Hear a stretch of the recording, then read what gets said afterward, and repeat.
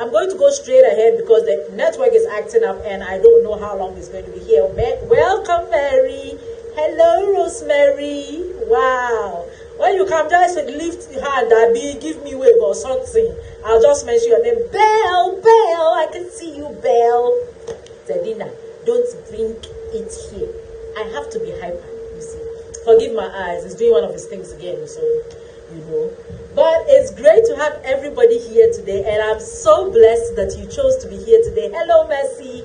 I'm so blessed that you took time off your busy schedules to come and listen to me talk as usual. Talk. This far by grace. And today's topic is surviving in a hostile environment. And I was saying just before Facebook decided that they wanted to remove my voice from the video that I am doing. I was saying just before that, we're going to be talking about places where you didn't even know you could have a hostile environment, but then it's really happening. And we have so many places where you can have a hostile environment. And this is what I'm going to do. We're going to take our time and go through each and every one of them. So this week we are doing one, next week we are doing another. Please come for every week. You may never know where yours is going to fall and how you are going to overcome it. Because by the time we end this episode, that be something about surviving in a hostile environment. You will survive, you will thrive, you will grow. You cry, you will be shocked that you are in a hostile environment, but you are doing very, very, very well. Thank you, Nanaraba. I try. So welcome once again, and let's go right ahead. When we say something is hostile, what do we mean? When we say something is hostile, what do we mean? Hostile is showing or feeling opposition or dislike or unfriendly. So when we say something is hostile, simply put, it is unfriendly. I'm sure we all understand. There are places that you enter, nobody knows you there, but immediately you enter the place, you are feeling unfriendly. You are feeling like somebody doesn't like you. You know, there are times you can say, I met a person and this person straight away didn't like me. I wonder how that one is supposed to happen, but it happens. The person will just see you and doesn't like you for no reason. That's hostile. So a hostile environment is a place where you feel there's a lot of unfriendliness there, or there's opposition to whatever you are doing, to whatever you represent, to whatever it is you are there for. In whatever environment it is, you are feeling hostility. You are feeling hostility towards you, towards what you do, towards what you've been sent to do, towards who sent you. That is hostile, and it means unfriendly. Now, where are some of the places? Now, remember, this is not an extensive list, but these are the most places that we will find this hostility. Where are the places that these hostilities can come up? Please, those who are joining us for the first time, we use our faces to make any kind of expression we like.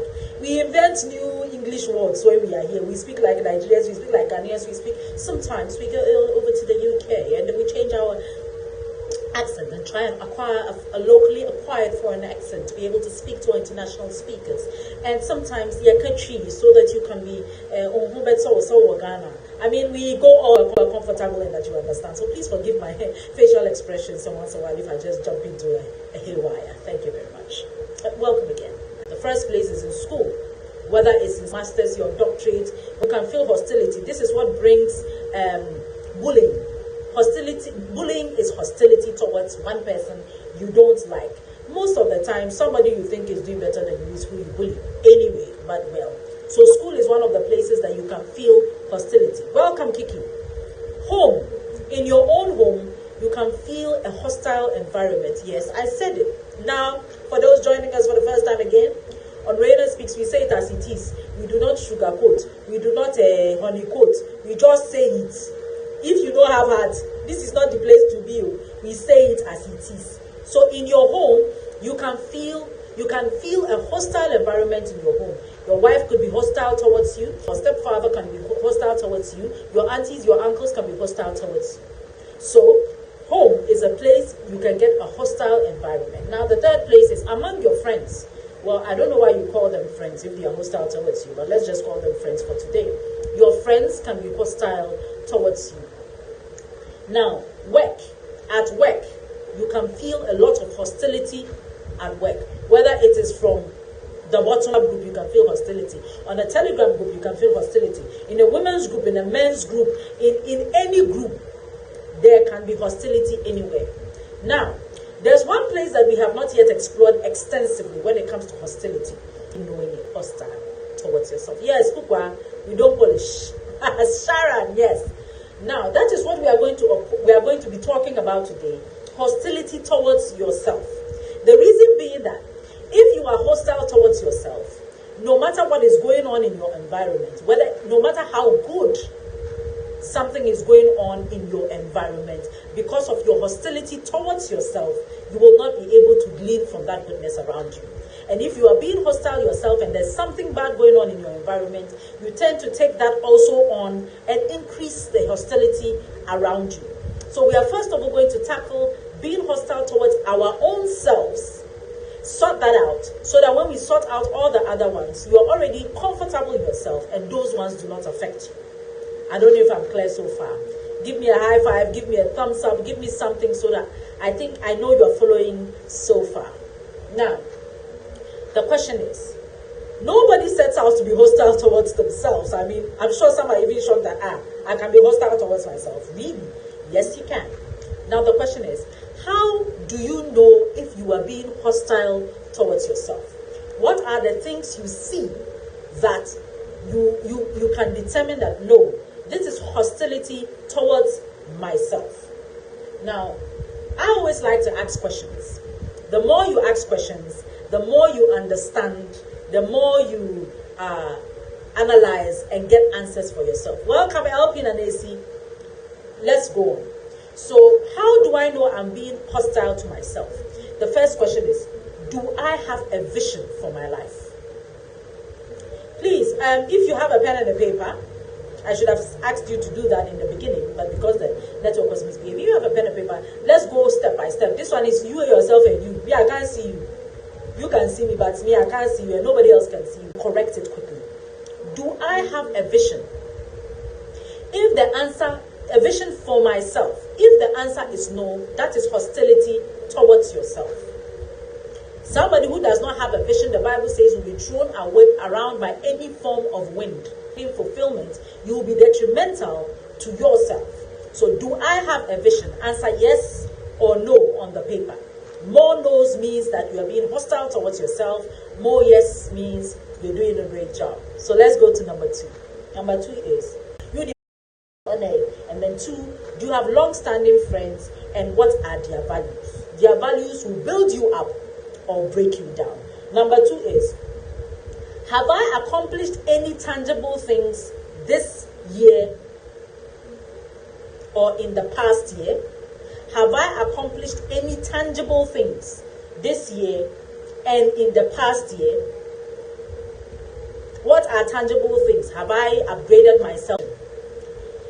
Do I look for ways to upgrade myself frequently? Do I look for ways to upgrade myself frequently? Thank you, Ivy. Do I look for ways to upgrade myself frequently? You have finished SS. You don't want to go anywhere again. And like I said in the beginning, finishing SS does not mean that you should go to do masters or degree. It's not everybody that will do that. Let's be real. Some of the richest people in the world don't even have these degrees that we carry. But the question is, how do you look for ways to upgrade yourself frequently? Reading is upgrading yourself. Do you read? Do you listen to people like Raina Speaks to upgrade yourself? Or once you have closed and you have entered the house, that is it. You won't come on Thursday at 8 p.m. to come and listen to anything.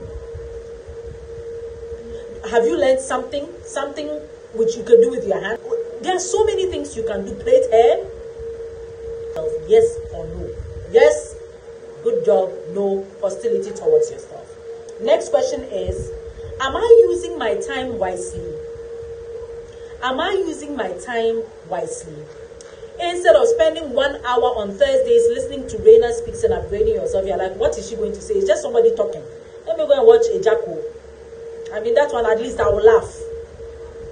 I will laugh. But watching a Jacko for 1 hour is completely different from watching Raina Speaks for 1 hour. After watching Raina, to blow my own horn, ladies and gentlemen. Sorry about that. You work for maybe 6. Let's even say you work for 8. That's 16 hours gone. You have 8 hours left. Let's say you use 1 hour to eat. Because some of us are quite slow eaters. Now, what are you doing with the 7 hours left? What are you doing with the 7 hours left? How wisely are you using your time? Number 12. Am I taking anything or anyone for granted? Am I taking anything or anyone for granted? You know, these days I watch our children and I realize they take a lot of things for granted.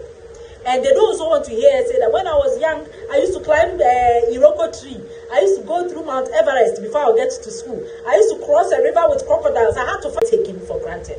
There are some people who are always there for us. No matter how we behave, no matter what we say, no matter what we do, they are there for us. And after some time, we begin to take it for granted that no matter how we behave, they will always be there for us. So let's just misbehave. So ask yourself, who and what are you taking for granted? Or are you taking something or someone for granted? The next question says, am I putting enough effort into my relationships? Am I putting enough effort into my relationships? Please, when I say relationship, this one that you have begun to think about kissing. Kissing is not the only relationship. It is not. It's full of evidence that we are living for others. We know your house. We know where it's located. We know the new car you bought.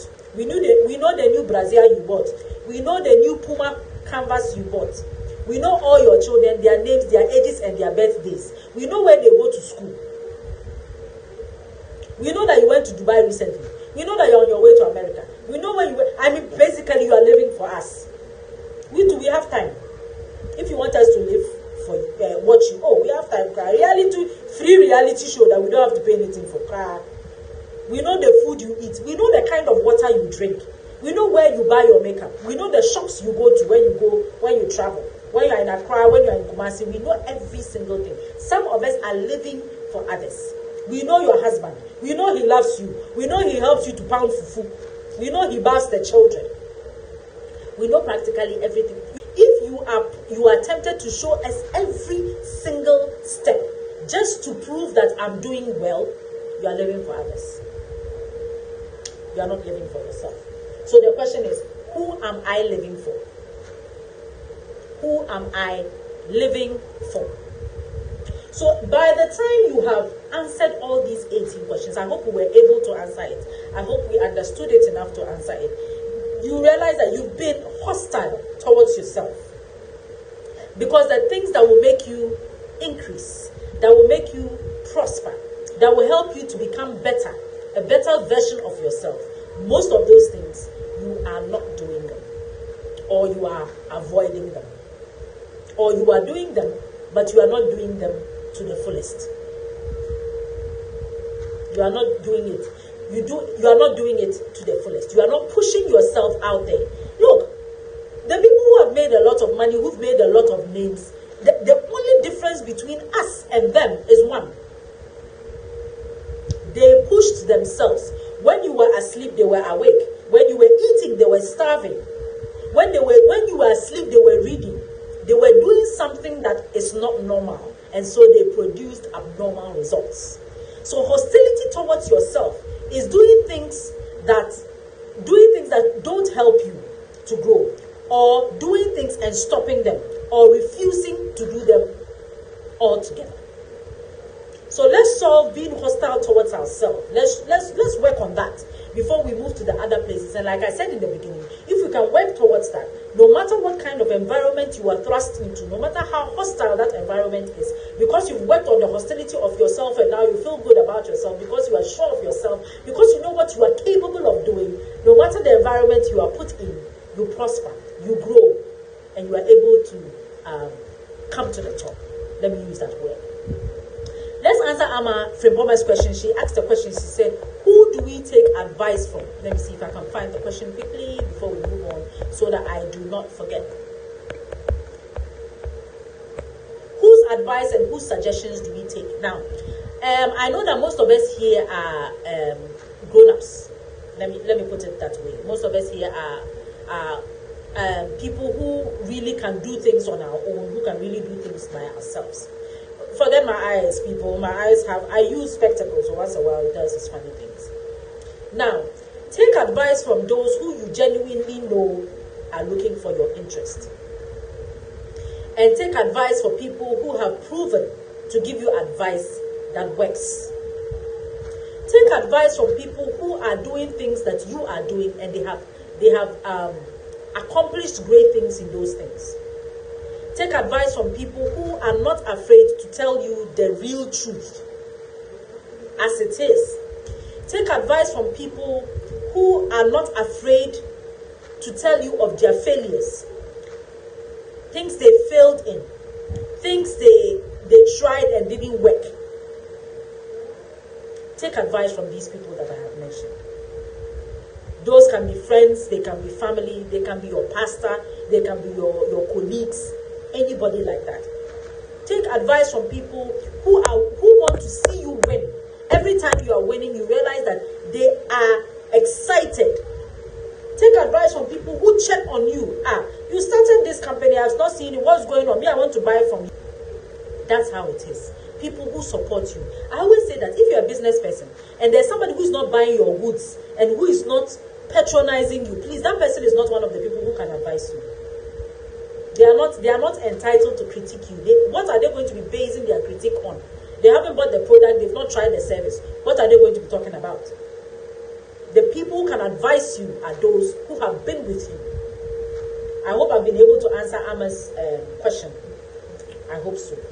Now that we know the things that we are doing that could make us hostile to ourselves, let's try and go with things that can get us out of that hostility towards ourselves. What are the things we can do that can make sure that all these questions we answer, we can always be on the good side, if I can say, no matter what we find ourselves in. Amma says, in a hostile environment, how do you know who genuinely are looking out for your interest? I'll answer that. When we get to the workplace. And in fact, I will answer it in every other place, since we are doing so. Amma, you're going to have to come for all the episodes, because we are going to do it one by one. I said it in the one that you couldn't hear me, that we have places where there are places where you feel hostility.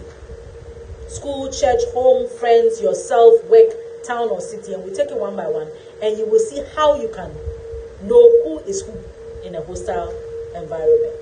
In fact, that can even be an episode name. Who is who in a hostile environment? Thank you, Anna. All right, so how do you get yourself out of the hostility? Number one, sit down and take stock of yourself. I'm going to sit down. I should bring Bishop. I know when he explains this topic, all these things I'm saying, you see that it is not seen. One day I'm going to bring him here, and then he's going to say it to us, and you will understand it. When he preaches, you understand the intricacies of everything going on. Don't the Nkawari. You said, Daddy, can you hear me? Nkawari. He will come and tell us about it. Sit down and take stock of yourself. Take stock of yourself. And be real when you are taking. You see, you are trying to get yourself out of a situation. You are trying to remove yourself from the hostility you have built on you. This is not the time to be nice. But even though I didn't do it, I did some. I didn't do it, but I did some. But I wouldn't have done all. I got tired along the way. That is not taking stock of yourself. Taking stock of yourself is sitting down and saying, wow, it's finished, so that you can replenish. Which of the things you need to go on in life is finished, so that you can replenish and go on with it. So sit down.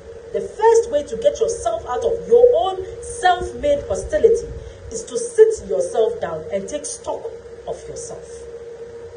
Take stock of yourself. Number two is outline your bad habits. Outline your bad habits. What are everybody has bad habits. Outline your bad habits. What are your bad habits? I don't eat early. I don't like exercise. I'm full of pride. When anybody talks to me, I feel that they are wasting their time. I already know what I'm supposed to do. I don't have friends. All these things are bad attitudes, bad habits. I don't know how to talk. And when they tell me I don't know how to talk, I get angry at them. You don't know how to talk. You're telling you're angry. So what are you going to do? I'll sit down and outline your bad habits. Write them down one by one. So after you've taken stock, you write bad habits. You write good habits. So you look at yourself. You look at the things you've written down. Like I said, be real. Are the bad outweighing the good? Are the good outweighing the bad? Now, if the bad are outweighing the good, your own hostility level is very high. The earlier you sort it out, the better.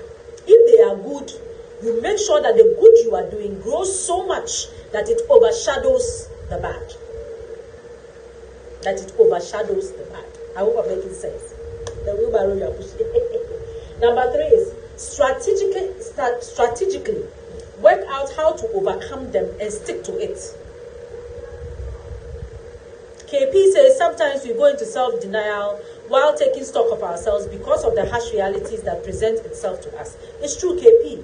But if we don't also face reality, we stay hostile to ourselves and we don't grow like we should. So we should try. Thank you, KP. It says that strategically work out how to overcome them and stick to them. And stick to this overcoming thing you have put up. So I am lazy. So what am I going to do? On Monday, I'm going to sweep my room. On Tuesday, I'm going to scrub my floor. On Wednesday, I'm going to wash and iron my stuff. You have put it out because you are trying to overcome bad habits. Now, writing it down is the easy part. Sticking to it is the hardest part. So as you've written them down, even on the days you don't feel like doing these things, get up and do it anyway. That is the only way you can overcome the bad habits. But if every single time you write it down, you get to the part, then you say, again, no, me, I'm tired again, I won't do it again. Back to square one. So stick to that routine. Stick to that plan that you have made. And you will slowly, but gradually overcome those bad habits. Number 4. Note that not every motivational speech is for you. Please, we beg.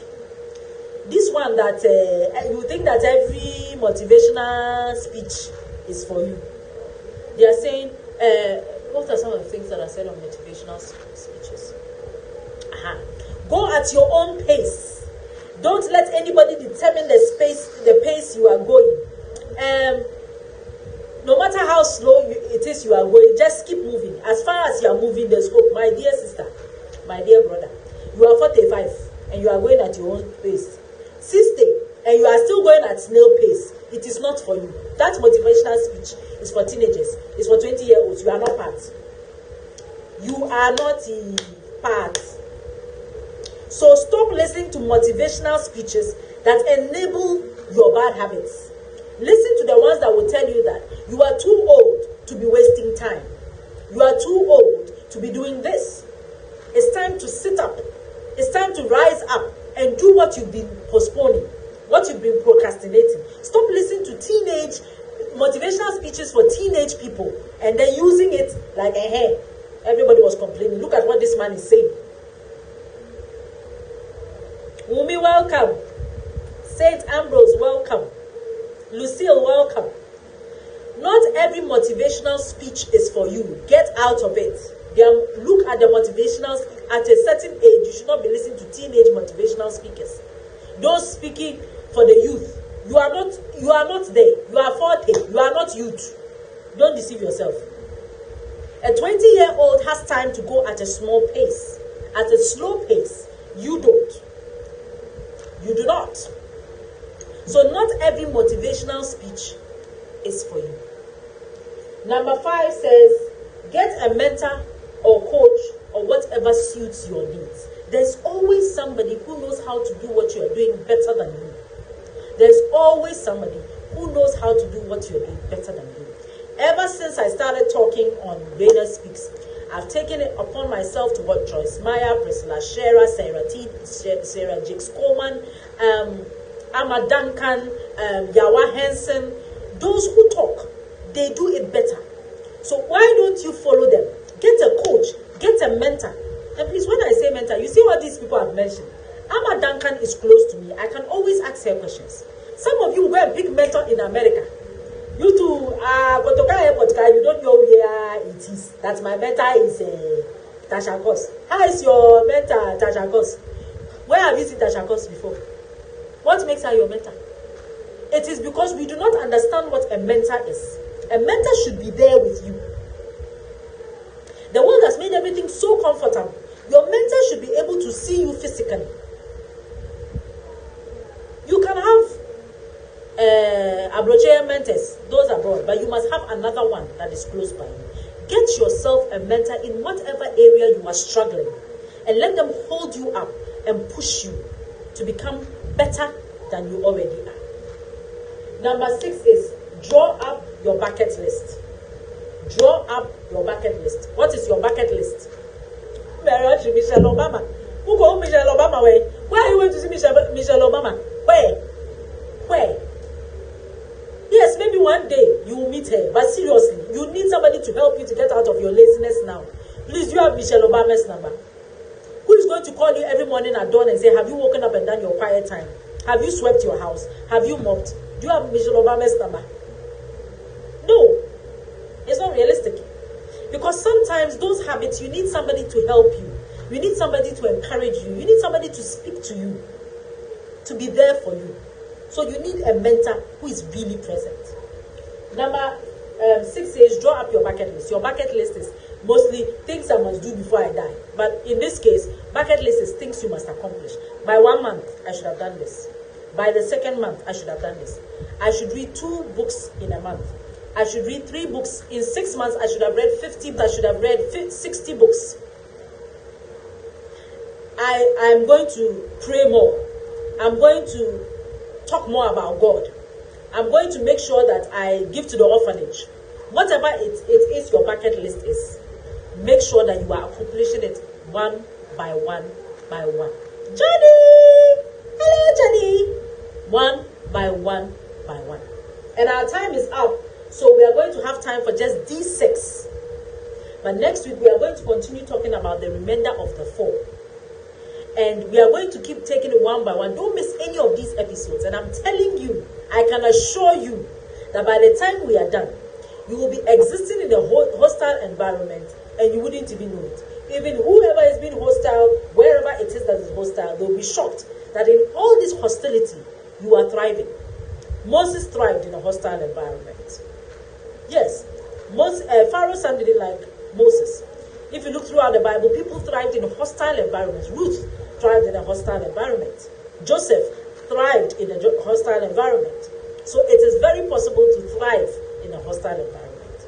So we've talked about knowing, take your time off this week and go through the questions that we spoke about and assess yourself. Take stock of yourself, outline your bad habits, work on how to stick on them, get a mentor or coach. Don't listen to every motivational speech. Enjoy your bucket list. By the time we come back next week, I'm telling you, the change will already have begun. The change, it will already have begun. Don't forget that you should share this with your friends. You should follow us on Instagram, Reina Speaks 8, on Facebook, Reina Speaks. There's an up and coming workshop is on the page. You're a member of the page so you can see it. Please join us. If you're from outside Ghana, you can join us online. You call the numbers and they will help you to join online. Also make sure that you are always sharing this message. You are sharing, you are tagging people, and make your comments. If you go and remember a question, just come and put it down. We'll talk about it. We'll answer you as and when we should. I am very happy and I'm so grateful that you take time off your busy schedules every Thursday at 8 p.m. to come and join and listen to Reina Speaks. God bless you and have a lovely weekend. Now we're dancing. They didn't allow us to dance. But let me see if we can dance.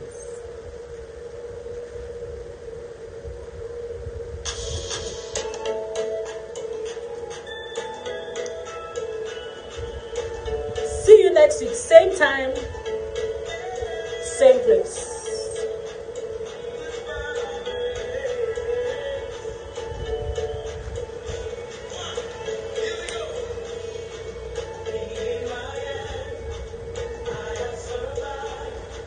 I am still standing.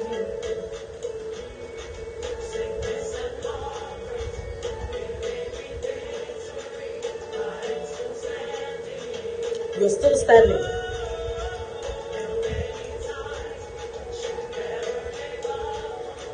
I am still standing. Oh, network. They won't allow us to play our music. They will not allow us to play our music. So, God bless you. See you next week. And share, encourage people to listen. We are trying to get our page to 1,000 followers. We are at 600 and something, so we are doing well. God bless you. See you next week. Love you all. Bye.